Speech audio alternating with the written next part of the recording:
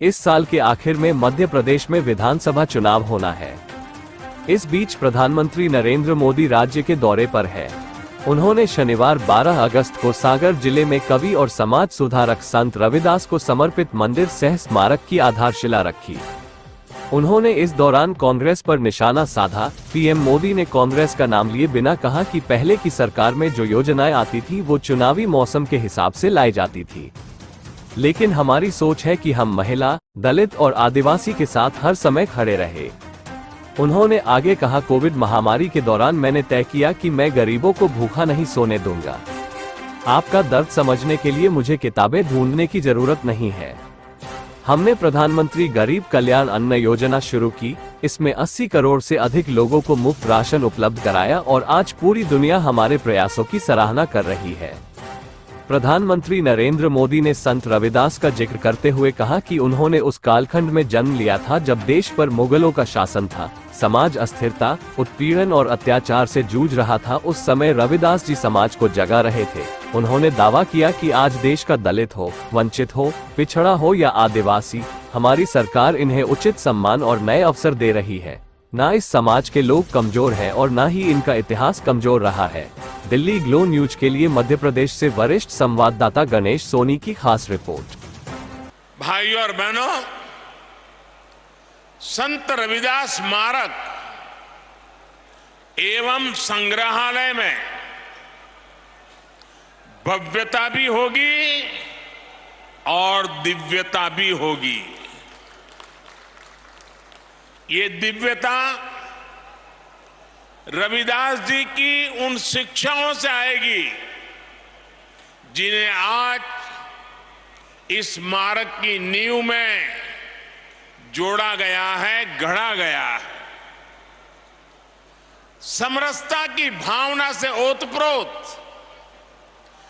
20,000 से ज्यादा गांवों की, 300 से ज्यादा नदियों की मिट्टी आज इस स्मारक का हिस्सा बनी है। एक मुट्ठी मिट्टी के साथ साथ एमपी के लाखों परिवारों ने समरसता भोज के लिए एक एक मुट्ठी अनाज भी भेजा है। इसके लिए जो 5 समरसता यात्राएं चल रही थी, आज उनका भी सागर की धरती पर समागम हुआ है। और मैं मानता हूं कि ये समरसता यात्राएं यहां खत्म नहीं हुई हैं, बल्कि यहां से सामाजिक समरसता के एक नए युग की शुरुआत हुई है। मैं इस कार्य के लिए मध्य प्रदेश सरकार का अभिनंदन करता हूं, मुख्यमंत्री भाई शिवराज जी का अभिनंदन करता हूं और आप सभी को बधाई देता हूं। साथियों, संत रविदास स्मारक और संग्रहालय की नींव एक ऐसे समय में पड़ी है जब देश ने अपनी आजादी के 75 वर्ष पूरे किए हैं। अब अगले 25 वर्षों का अमृत काल हमारे सामने है।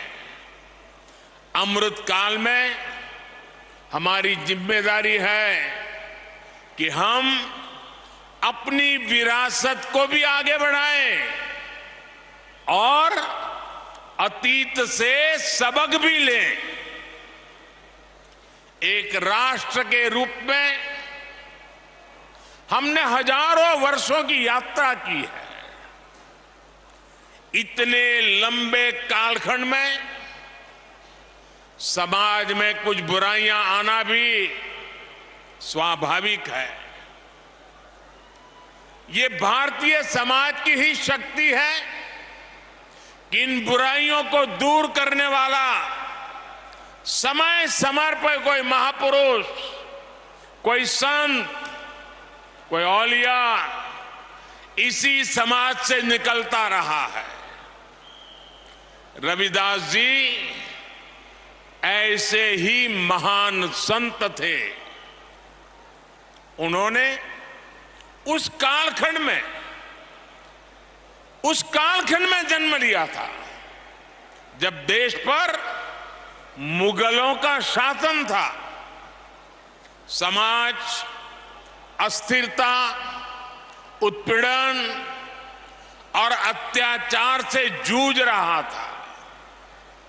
उस समय भी रविदास जी समाज को जागृत कर रहे थे, समाज को जगा रहे थे।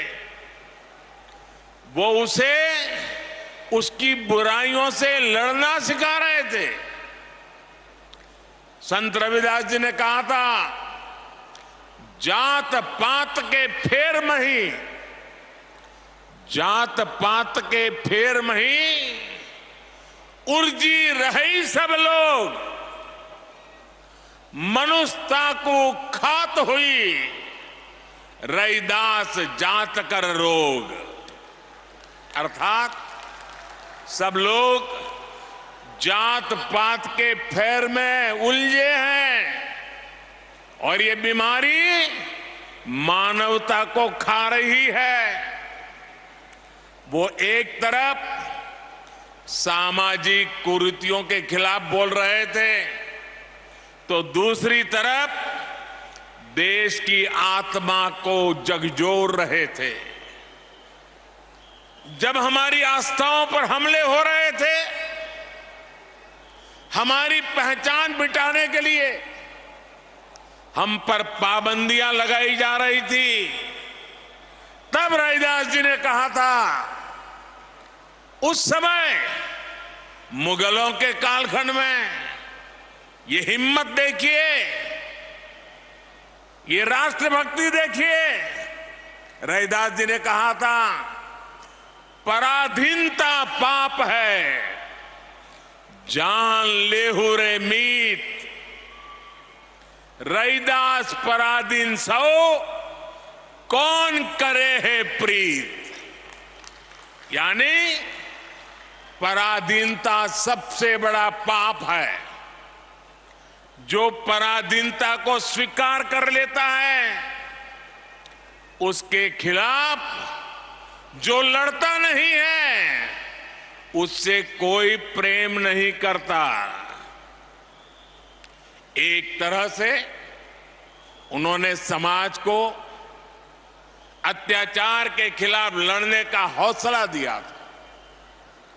इसी भावना को लेकर छत्रपति वीर शिवाजी महाराज ने हिंदवी स्वराज की नींव रखी थी।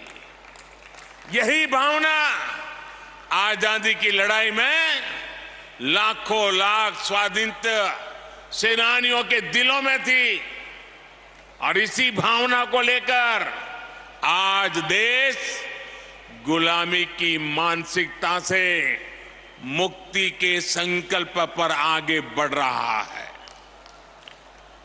रविदास जी ने अपने एक दोहे में कहा है और अभी शिवराज जी ने उसका उल्लेख भी किया, ऐसा चाहूं राज में, ऐसा चाहूं राज में, जहां मिले सबन को अन्न, छोट बड़ों सब संबसे, रैदास रहे प्रसन्न। यानी समाज ऐसा होना चाहिए जिसमें कोई भी भूखा न रहे, छोटा बड़ा इससे ऊपर उठकर सब लोग मिलकर साथ रहे। आज आजादी के अमृत काल में हम देश को गरीबी और भूख से मुक्त करने के लिए प्रयास कर रहे हैं। आपने देखा है, कोरोना की इतनी बड़ी महामारी आई, पूरी दुनिया की व्यवस्थाएं चरमरा गई, ठप पड़ गई। भारत के गरीब तबके के लिए, दलित आदिवासी के लिए हर कोई आशंका जता रहा था। कहा जा रहा था कि 100 साल बाद इतनी बड़ी आपदा आई है, समाज का ये तबका कैसे रह पाएगा। लेकिन तब मैंने ये तय किया कि चाहे जो हो जाए, मैं मेरे गरीब भाई बहन को खाली पेट सोने नहीं दूंगा।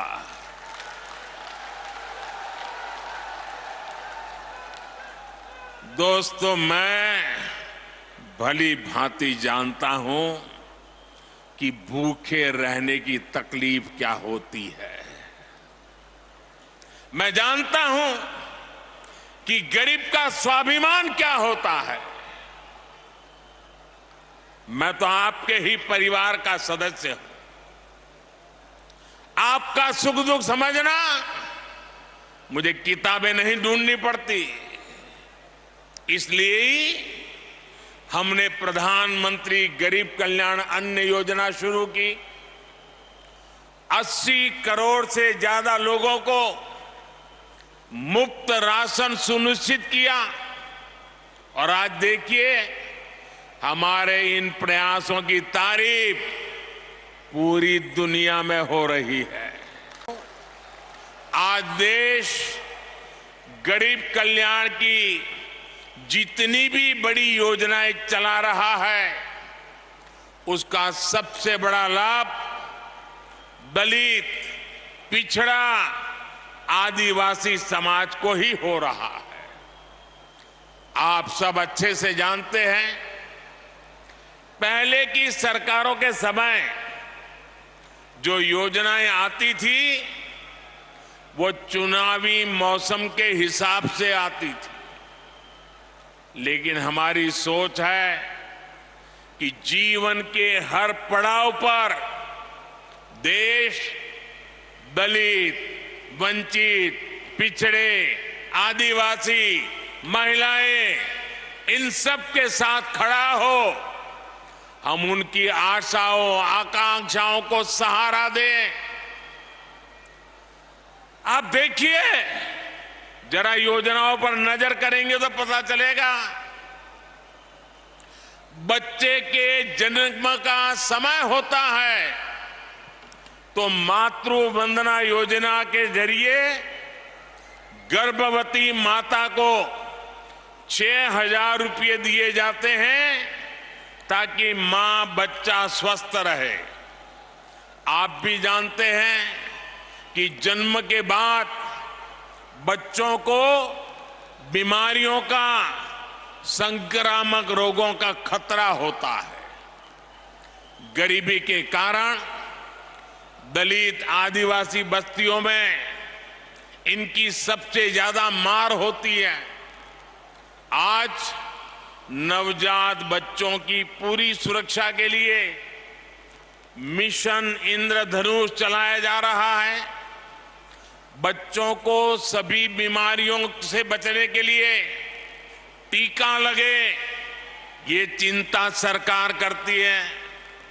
मुझे संतोष है कि बीते वर्षों में 5.5 करोड़ से अधिक माताओं और बच्चों का टीकाकरण किया जा चुका है।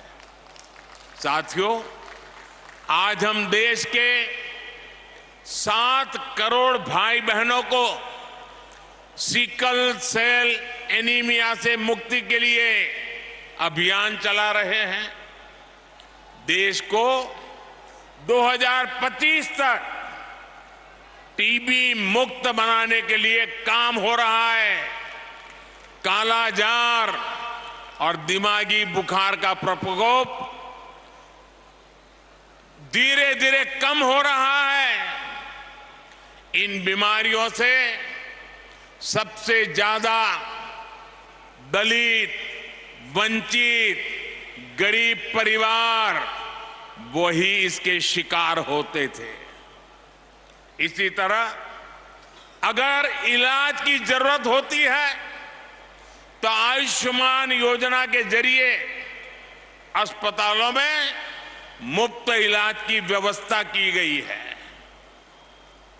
लोग कहते हैं मोदी कार्ड मिल गया है, 5 लाख रुपए तक अगर कोई बीमारी को लेकर के बिल चुकाना है तो ये आपका बेटा कर देता है।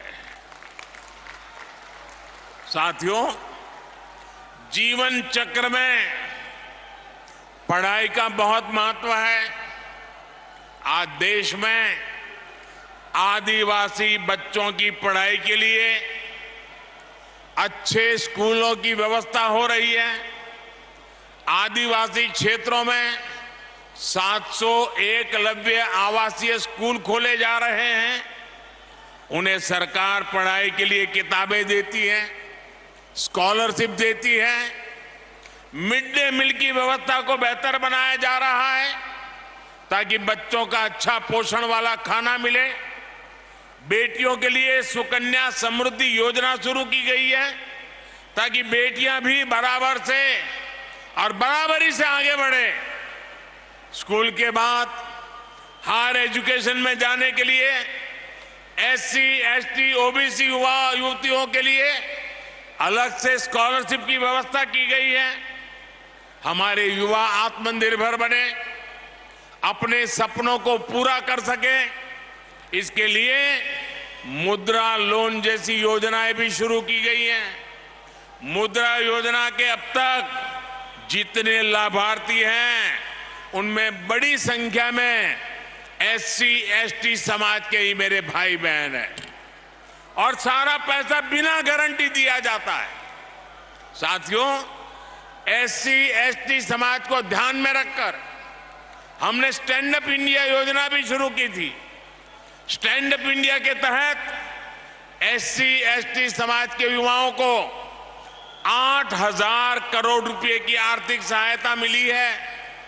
8,000 करोड़ रुपए ये हमारे SC, ST समाज के नौजवानों के पास गए हैं। हमारे बहुत से आदिवासी भाई बहन वन संपदा के जरिए अपना जीवन यापन करते हैं। उनके लिए देश वन धन योजना चला रहा है। आज करीब 90 वन उत्पाद को MSP का लाभ भी मिल रहा है। इतना ही नहीं, कोई भी दलित, वंचित, पिछड़ा बिना घर के न रहे। हर गरीब के सर पे छत हो, इसके लिए प्रधानमंत्री आवास भी दिए जा रहे हैं। घर में सभी जरूरी सुविधाएं हो, इसके लिए बिजली कनेक्शन, पानी कनेक्शन भी मुफ्त दिया गया है। इसका परिणाम है कि ST, ST समाज के लोग आज अपने पैरों पर खड़े हो रहे हैं। उन्हें बराबरी के साथ समाज में सही स्थान मिल रहा है। क्यों? सागर एक ऐसा जिला है जिसके नाम में तो सागर है ही, इसकी एक पहचान 400 एकड़ की लाखा बंजारा झील से भी होती है। इस धरती से लाखा बंजारा जैसे वीर का नाम जुड़ा है। लाखा बंजारा ने इतने वर्ष पहले पानी की अहमियत को समझा था, लेकिन जिन लोगों ने दशकों तक देश में सरकारें चलाई, उन्होंने गरीबों को पीने का पानी पहुंचाने की जरूरत भी नहीं समझी। ये काम भी जल जीवन मिशन के जरिए हमारी सरकार जोरों पर कर रही है। आज दलित बस्तियों में, पिछड़े इलाकों में, आदिवासी क्षेत्रों में पाइप से पानी पहुंच रहा है। ऐसे ही लाखा बंजारा की परंपरा को आगे बढ़ाते हुए हर जिले में 75 अमृत सरोवर भी बनाए जा रहे हैं। ये सरोवर आजादी की भावना का प्रतीक बनेंगे, सामाजिक समरसता का केंद्र बनेंगे। आज देश का दलित हो, वंचित हो, पिछड़ा हो, आदिवासी हो, हमारी सरकार उन्हें उचित सम्मान दे रही है, नए अवसर दे रही है। न इस समाज के लोग कमजोर हैं, न इनका इतिहास कमजोर है। एक से एक महान विभूतियां समाज के इन वर्गों से निकल कर आई हैं। उन्होंने राष्ट्र के निर्माण में असाधारण भूमिका निभाई है। इसलिए आज देश इनकी विरासत को भी गर्व के साथ सहेज रहा है। बनारस में संत रविदास जी की जन्मस्थली पर मंदिर का सौंदर्यीकरण किया गया। मुझे खुद उस कार्यक्रम में जाने का सौभाग्य मिला। यहां भोपाल के गोविंदपुरा में जो ग्लोबल स्किल पार्क बन रहा है, उसका नाम भी संत रविदास के नाम पर रखा गया है। बाबा साहब के जीवन से जुड़े प्रमुख स्थानों को भी पंच तीर्थ के रूप में विकसित करने का जिम्मा हमने उठाया है। इसी तरह आज देश के कई राज्यों में जनजातीय समाज के गौरवशाली इतिहास को अमर करने के लिए म्यूजियम बन रहे हैं। भगवान बिरसा मुंडा के जन्मदिन को देश ने जनजातीय गौरव दिवस के रूप में मनाने की परंपरा शुरू की है। मध्य प्रदेश में भी हबीबगंज रेलवे स्टेशन का नाम गौंड समाज की रानी कमलापति के नाम पर रखा गया है। पाताल पानी स्टेशन का नाम टंटिया मामा के नाम पर किया है। आज पहली बार देश में दलित, पिछड़ा और आदिवासी परंपरा को वो सम्मान मिल रहा है जिसके ये समाज के लोग हकदार थे। हमें सबका साथ, सबका विकास, सबका विश्वास और सबका प्रयास के इसी संकल्प को लेकर आगे बढ़ना है। मुझे भरोसा है देश की इस यात्रा में संत रविदास की शिक्षाएं हम सब देशवासियों को एकजुट करती रहेगी। हम साथ मिलकर बिना रुके भारत को विकसित राष्ट्र बनाएंगे।